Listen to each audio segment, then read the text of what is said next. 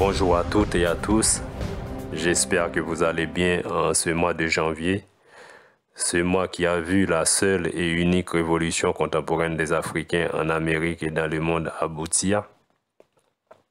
C'était en janvier 1804, ce mois hautement symbolique pour tous les Africains et afro-descendants. Nous souhaitons vous présenter une femme qui est l'une des principales instigatrices de cette révolution.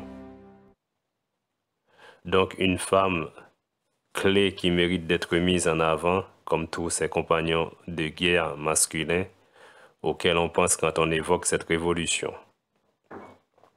D'autant plus, ce qui diffère cette révolution de bien d'autres, en l'occurrence celles qui ont eu lieu en Europe, c'est que beaucoup de femmes en faisaient partie intégrante comme combattantes, prêtresses de cérémonie, logisticiennes, soignantes, médecins, etc.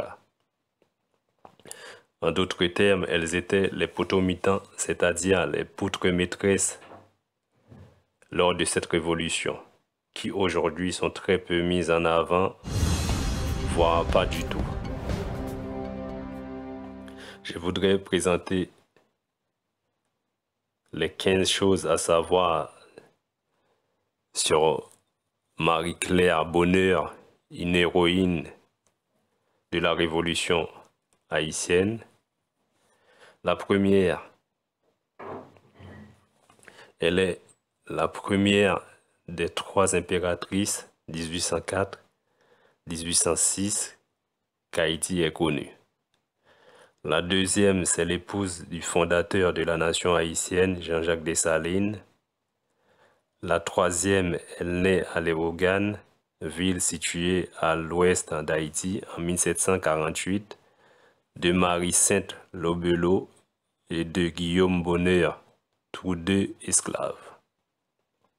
La quatrième, elle est éduquée par une tante, la sœur de sa mère, Élise Lobelot.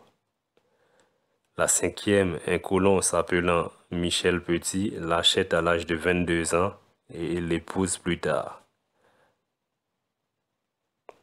La sixième, après la mort du colon, elle épouse un ancien esclave, Pierre l'Unique. La septième, Pierre l'Unique meurt à son tour quelques années plus tard. Elle épouse Jean-Jacques Dessalines, qui a 10 ans de moins qu'elle, en 1800, après une longue relation.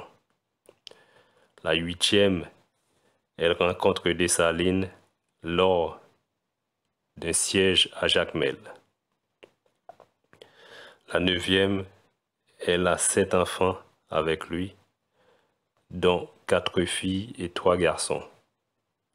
La dixième, elle adopte beaucoup d'enfants, dont les enfants naturels de son mari.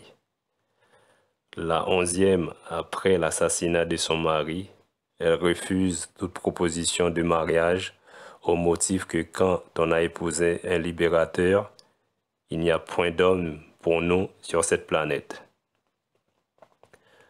La douzième, elle est la première infirmière haïtienne et à ce titre, elle soigne beaucoup de blessés pendant la guerre de l'indépendance. Elle a une grande connaissance des plantes médicinales. La 13e, elle sauve beaucoup de colons de Saint-Domingue de la fureur légitime et justifiée de son mari Dessalines pendant la Révolution.